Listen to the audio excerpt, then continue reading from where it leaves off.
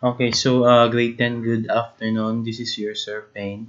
So now, ituturo ko sa inyo kung paano i-install yung Visual Basic sa Windows 10. Okay? So first, ito yung may isi-send pala ako na link sa inyo para maka-download kayo nito. So in-upload ko siya sa Google Drive ko. So, I will be sending the link to you. So, ito yung mada-download nyo. So, how to open this? Naka-zip file siya. So, select lang, right-click, and then extract to Microsoft Visual Basic 6. So, pinutin nyo lang yan. And then, may na-notice kayo, may lumabas dito. So, ito na siya. Anyway, ito yung file na in-extract ko na. So, i-delete ko na lang to. Anyway, yun yung method pag na-download nyo na. And, yung sa akin, dito na sa desktop. So, pag dinownload nyo siya, doon siya pupunta sa download folder nyo. So, okay? Anyway, so, let's say for example, na-extract nyo na yung laman nito. So, i-open lang natin siya.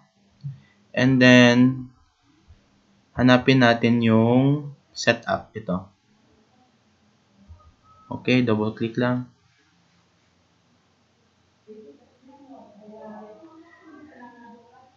Okay, so una, may lumabas dito. This app may not work correctly, so don't show this message again, and then close lang. Okay. Click mo lang yung next. I accept the agreement. Next. Okay, so we have the serial key. So, please enter your product's ID number. So, saan siya hanapin? Dito. Sa folder na to. Yung serial key na to. I-open lang natin. Open din natin yung ano. Kopyahin lang natin to. Copy. Highlight. Right click. Copy. Balik sa installer. Right click. Paste. Okay, so i-type ko na lang yung iba.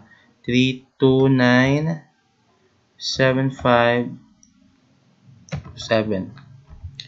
And then, name ko, let's say, Payne dyan lang. Payne dyan. Next. Custom lang, custom. Next. Okay, next pa din. So, hintay lang tayo. Okay. Continue. Okay, click OK. Setup is searching for installed components. So, hintayin lang natin. Anyway guys, medyo matagal talaga siya. So, be patient lang.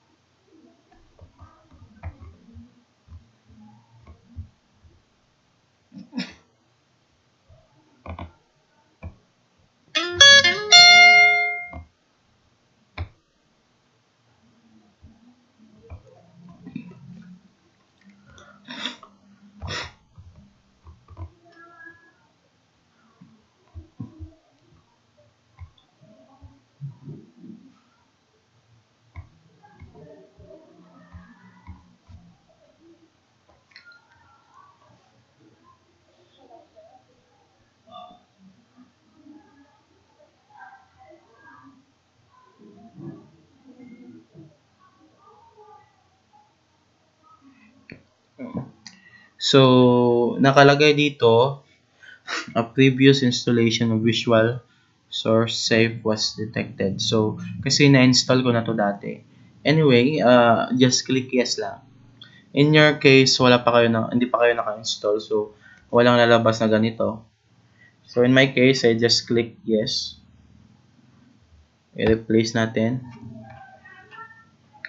Hintay pa din. Okay, so dito na tayo. So, note guys, if you're using Windows 7, you can just click continue na lang. But if you're using Windows 8 or Windows 10, so may kailangan tayong i-ano dito sa boxes, i-uncheck. Okay? So, yung kailangan natin na i-check is, teka lang, may note ako dito. Okay, so we need is, i-check natin yung Microsoft Visual Basic. So, naka-check na. Wala to, wala to, wala to, wala to. Oh, wait lang.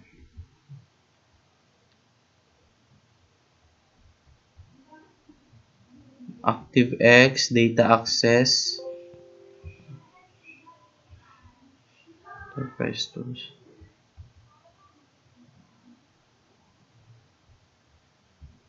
Okay. Double check natin So what we need is the Visual Basic 6. Okay, nandun. The ActiveX, naka-check din. And then Data Access, naka-check din. And then the Graphics. Okay. After that, na-check nyo na yung apat. Hindi pa kayo pwede mag-continue. May i-change pa tayo. Okay, so after checking the 4 and unchecking the others, you have to select the data access. Yan. Left click lang select. Oh, teka lang nawala yung check. Select lang, select yan. And then, after selecting the data access, you have to go to change option. This one. Okay. After that, teka lang, check natin sa notepad para sigurado. Okay. After that, you have to select this. Anyway, pag click mo ng change option, nakaselect naman agad. Pero pag hindi, i-select mo to yung nasa taas. Ado RDS, OLE, DB providers or database providers. Select, and then change option again. Click yung change option. And then, i-uncheck na to, yung Ado RDS na to. Kailangan natin i-uncheck yan. Ayun. Okay lang yan. Ado RDS. So, yung purpose nito, again guys, is if you're installing this on Windows 10. Okay? Pero kung hindi Windows 10 yung ginagamit nyo, Windows 7, then you just click continue na lang. Anyway, pag Windows 10, ganito talaga. Uncheck. Tapos, click OK. Okay, then, continue. Again pag Windows 7 ka, kung ano yung default na naka-check dito, click continue. Pero pag Windows 8 or 10 ka, sundin mo yung ginawa ko previously.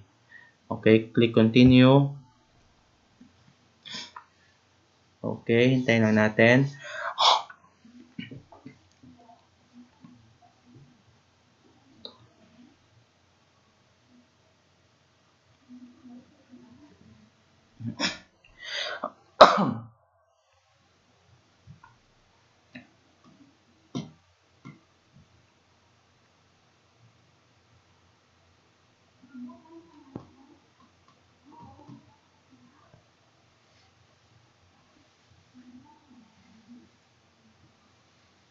Hintayin lang natin ma-install.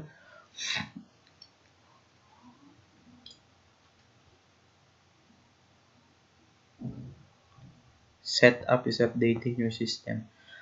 So, malapit na siya matapos.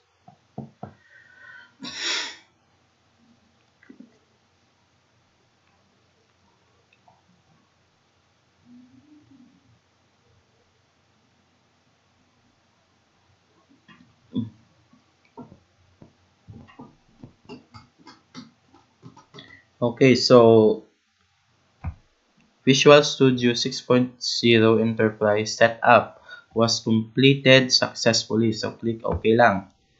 Ayan, nag-close na. Okay, about this, exit na lang. Exit na lang. Okay. So, saan na yung Visual Basic natin? So, paano siya hanapin? Naka-install na, wala dito sa desktop. So, punta ka lang sa search bar. Hanapin mo yung VB6. Ayun. Lumabas na siya. Microsoft Visual Basic 6.0. Considered na siya as application kasi na-install na. So, yung gagawin natin is, send to open file location muna. Okay. Ay, wait lang. Nag-open ako. Teka lang. Dito muna tayo. VB6.